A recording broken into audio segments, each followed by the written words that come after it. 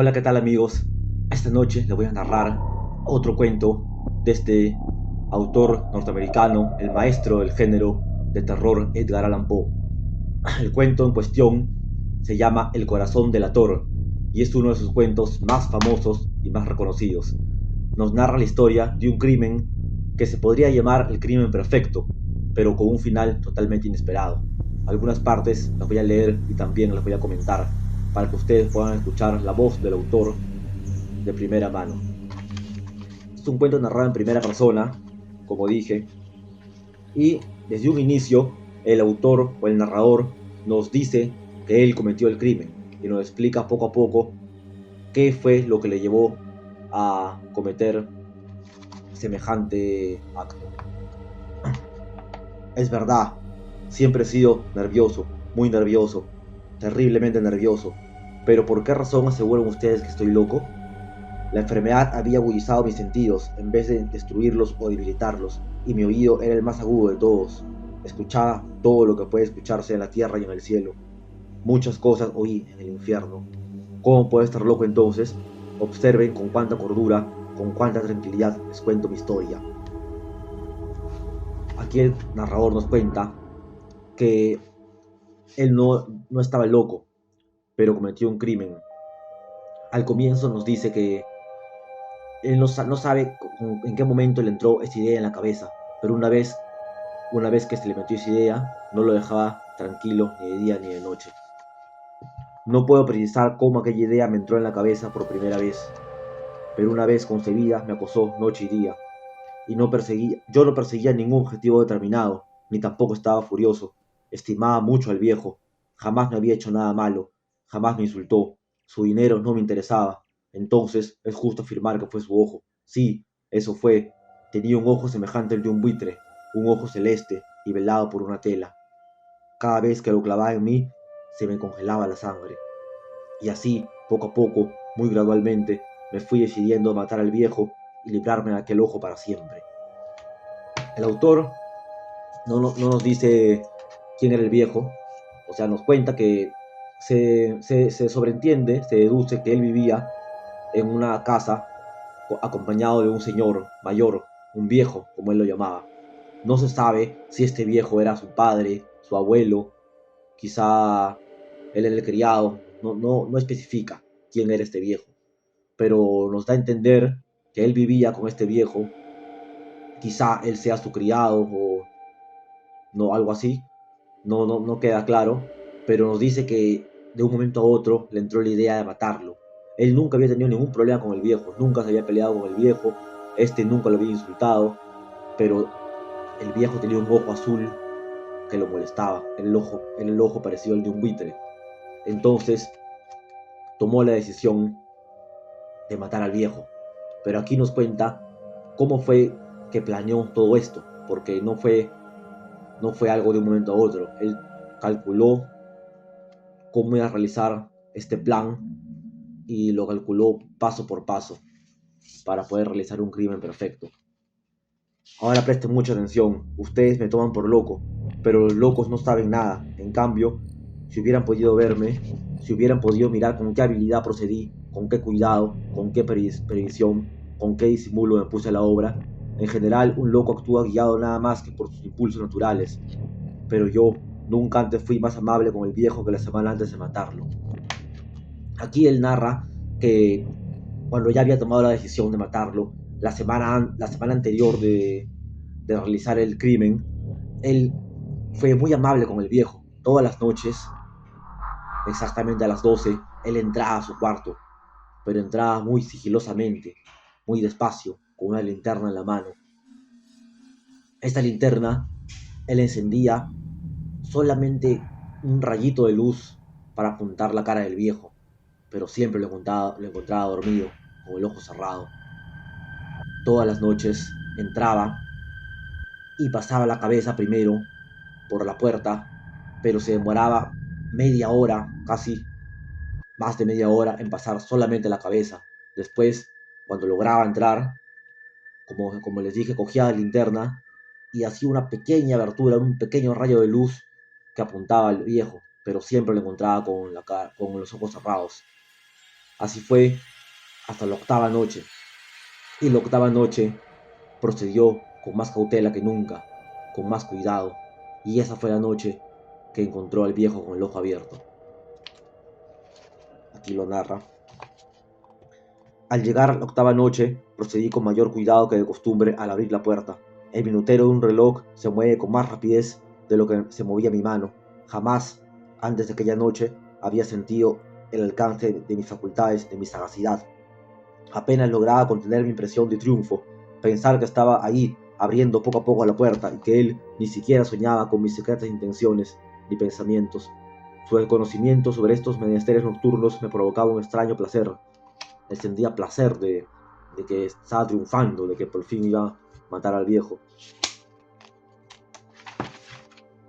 Había ya pasado la cabeza y me disponía a abrir la linterna, cuando mi pulgar resbaló en el cierre metálico y el viejo se enderezó en el lecho, gritando: «¿Quién está ahí?». Permanecí inmóvil, en absoluto silencio. Durante una hora entera no moví ni un solo músculo, y en todo este tiempo no oí que volviera a tenderse en la cama. Seguía sentado, escuchando, tal como yo lo había hecho noche tras noche, mientras escuchaba en la pared los taladros cuyo sonido anuncia la muerte. Escuché de pronto un leve quejido, y supe que era el quejido que nace del horror. No expresaba dolor o pena, oh no, nada de eso. Era el ahogado sonido que brota del fondo del alma, cuando el espanto la sobrecoge. Bien conocía yo el sonido. En este instante, el viejo se quejó.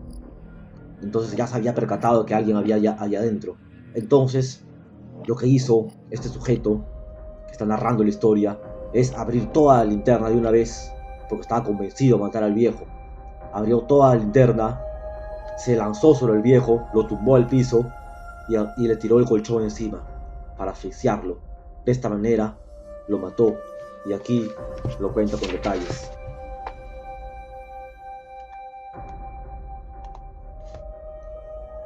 Comprendí que había estado despierto desde el primer leve ruido cuando se movió en la cama. El hombre había tratado de decirse a sí mismo que aquel ruido no era nada, pero sin convencerse. Pensaba, no es más que el viento de la chimenea o un grillo que chirrió una sola vez. Sí, había tratado de darse ánimo con estas suposiciones, pero todo era en vano. Todo era en vano porque la muerte se había aproximado a él, deslizándose con sigilo y envolvía a su víctima. Y la fúnebre influencia de aquella sombra imperceptible era la que le movía a sentir la presencia de mi cabeza dentro de la habitación. ¿No les he dicho ya que lo que toman erradamente por locura es solo una excesiva agudeza de los sentidos? En aquel momento llegó a mis oídos un resonar apagado y presuroso, como el que podría ser un reloj envuelto en algo. Aquel sonido también me era familiar, era el latir del corazón del viejo. Apenas se respiraba. Cogía la linterna de modo que no se moviera, tratando de mantener con toda la firmeza posible el haz de luz sobre el ojo. Entre tanto, el infernal latir del corazón iba en aumento, se hacía cada vez más rápido, cada vez más fuerte. El espanto del viejo tenía que ser terrible, cada vez más fuerte, más fuerte. Lanzando un alarido, abrí toda la linterna y me precipité en la habitación. El viejo clamó una vez, nada más que una sola vez. Me bastó un segundo para arrojarle al suelo y echarle encima el pesado colchón. Sonreí alegremente al ver lo fácil que me había resultado todo. Pero durante varios minutos el corazón siguió latiendo, con un sonido ahogado. Claro que no me preocupaba, pues nadie podría escucharlo a través de las paredes. Cesó por fin de latir. El viejo, al fin, había muerto. Levanté el colchón y examiné el cadáver. Sí, estaba muerto, completamente muerto. Apoyé la mano sobre el corazón y la mantuve así largo tiempo. No me sentía el menor latido. El viejo estaba bien muerto. Su ojo no volvería a inquietarme nunca más. Si ustedes continúan pensando que estaba loco, no seguirán pensando así cuando les cuente con qué sagacidad, con qué astucia procedí. Aquí cuenta el narrador que después de haberlo matado, descuartizó al viejo. Le cortó las piernas, le cortó algunas extremidades y lo enterró debajo de 3 tablones del cuarto. No había sangre, no había nada, no había ninguna huella. Era el crimen perfecto hasta el momento. La noche avanzaba mientras yo cumplía mi trabajo con rapidez, pero en silencio. Ante todo, descuarticé el cadáver, le corté la cabeza, brazos y piernas. Luego levanté 3 planchas del piso de la habitación y escondí los restos en el hueco. Volví a colocar los tablones con tanta habilidad que ningún ojo humano, ni siquiera el suyo, hubiera podido advertirlo menor diferencia. No había nada que lavar, ninguna mancha, ningún rastro de sangre. Yo era demasiado precavido para eso. Bueno, después de todo esto, que él ya había enterrado al viejo, alguien tocó la puerta a las 4 de la mañana. Eran 3 oficiales de la policía, porque un vecino en la noche había escuchado un alarido y había dado parte a la policía pensando que podría tratarse de algún atentado. Pero este personaje le explicó a los caballeros que el viejo se había ausentado de viaje y ese grito lo había dado él mismo en una pesadilla. Así que no había nada que temer. Dejó entrar a los caballeros, los policías entraron a revisar toda la casa, después revisaron su cuarto, él mismo los llevó a la escena del crimen, pero no había nada. Todo estaba en orden, todo estaba perfectamente en su lugar. No había rastro de sangre, no había nada que temer. Así que él mismo les trajo unas sillas a los caballeros para que se sienten a conversar, y él se sentía orgulloso de su macabro crimen. Pero en un momento se sintió nervioso y quiso que se vayan, que se retiren de una vez.